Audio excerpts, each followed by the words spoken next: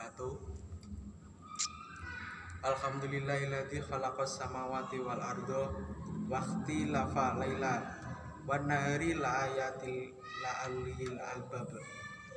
Asyhadu an la ilaha illallah wa la syarikalah syahadatan ma huwa khaira maqama wa aksana nadiya.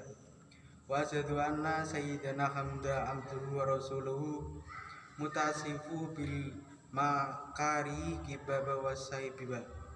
Allahumma wa sallama ala sayyidina Muhammadin kana sadiqan wa adi wa kana rasulullah nabiyya wa ala alihi wa sahbihi alladhi yuhsinu na islamahu wa la yakhulu say'an fariya.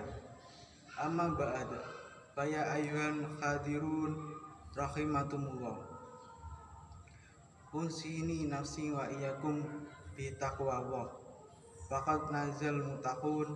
Qala Allah Ta'ala wa min ayati al-laila wan nahar wa samsa wal qamar la tasjudu lisamsi walil qamari wasjudu lillahi alladzi khalaqahum in kuntum iyyahum ta'budun. Jamaah salat gerhana matahari yang berbahagia. Orang di antara kita terutama yang hadir dalam majelis ini sudah mengimani bahwa keberadaan alam semesta ini beserta segenap isinya diciptakan oleh Allah Subhanahu wa taala, baik berupa seluruh skala makro alam semesta mulai dari galaksi, gugusan, bintang bintang hingga setiap planeta atau tata surya yang banyak di antara menunjukkan teleskop raksasa yang teknologi tercanggih yang ada pada saat ini agar bisa kita lihat. Banyak pula di antara yang berkas cahayanya membutuhkan waktu ratusan ribu tahun, juga tahun, dan bahkan ratusan juta tahun untuk sampai di bumi kita, di mata kita, meski meleset dengan kecepatan cahaya. Demikian pula seluruh skala mikro alam semesta yang mengikuti molekul atom, proton, elektron, hingga partikel ultraviolet lainnya yang semuanya tak bisa kita saksikan meski telah menggunakan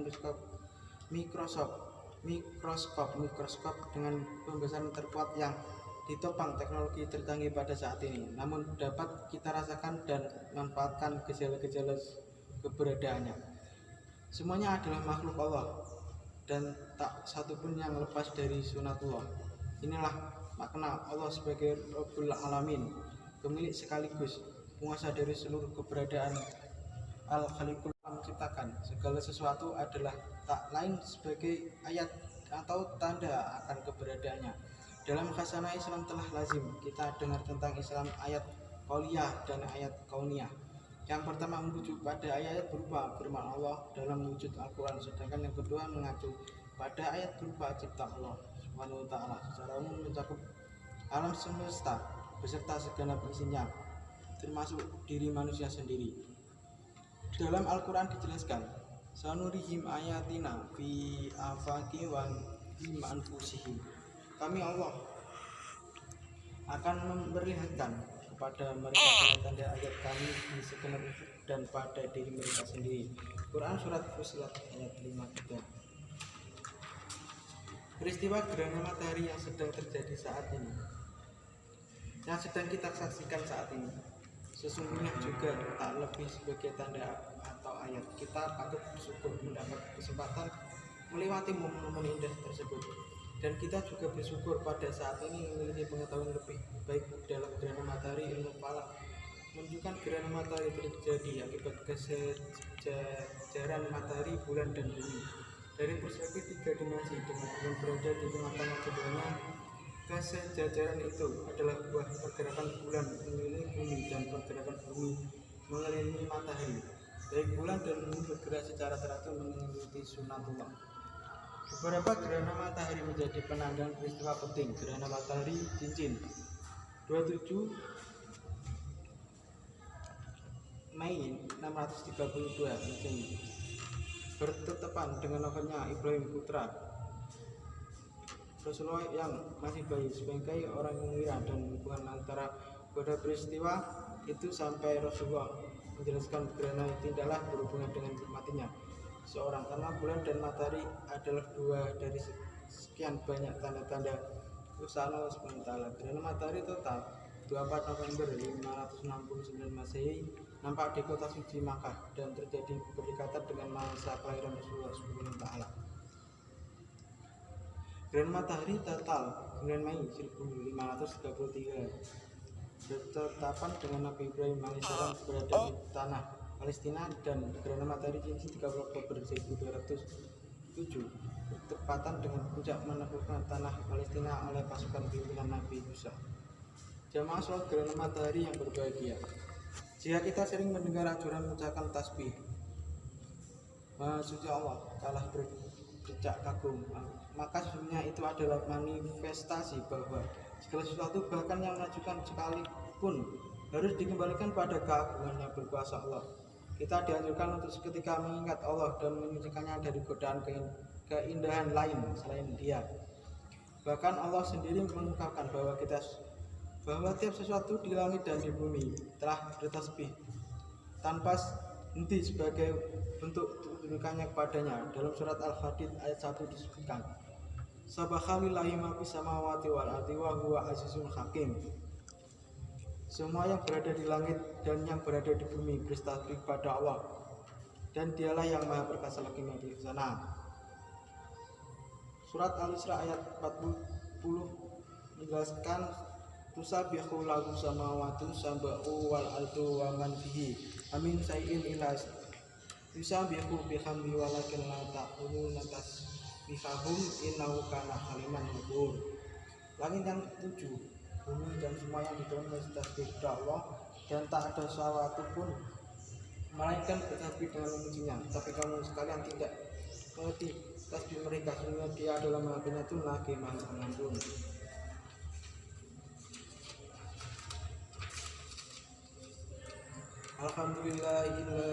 Alhamdulillah ala ihsani wa syukrahu lahu ala taqbihi wa imtinani wa asyhadu an la ilaha illallah wahdahu la syarikalah wa asyhadu anna sayyidina Muhammadan abduhu wa rasuluh. Dan ila ridwani Allahumma sholli ala sayyidina Muhammad wa ala alihi wa ashabihi wa sallama taslima. Bisran amma ba'du, fa ya ayyuhan nas ittaqullah biha amruhu wa taqu an ma'anahu wa alamu anallaha amrakum bi amrihi bada bi nafsi wa sani bi malaikati bi qudsihi wa qala ta'ala inna allaha wa malaikatihi yusholluna 'alaina ya ayyuhalladzina amanu shollu 'alaihi wa sallimu taslima. Allahumma sholli ala sayyidina Muhammad sallallahu alaihi wasallam wa ala ali sayyidina Muhammad wa ala anbiya'ika wa rusulihi wa malaikatihi mukarrabihi wa ridallahu anil khulubi rahsihi abi bakri wa ammar wa usmani wa ali wa baqiyah sahabi wa tabi'i wa tabi'ati lahum bi ihsani ila mitin wardo ana ma'hum bi rahmatika ya arhamar rahimin. Allahumma fir lil mu'minina wal mu'minat wal muslimina wal muslimat ahya'i minhum wal amwat. Umma a'izul islamu wal muslimin wa antil musyrika wal musyrikin wansur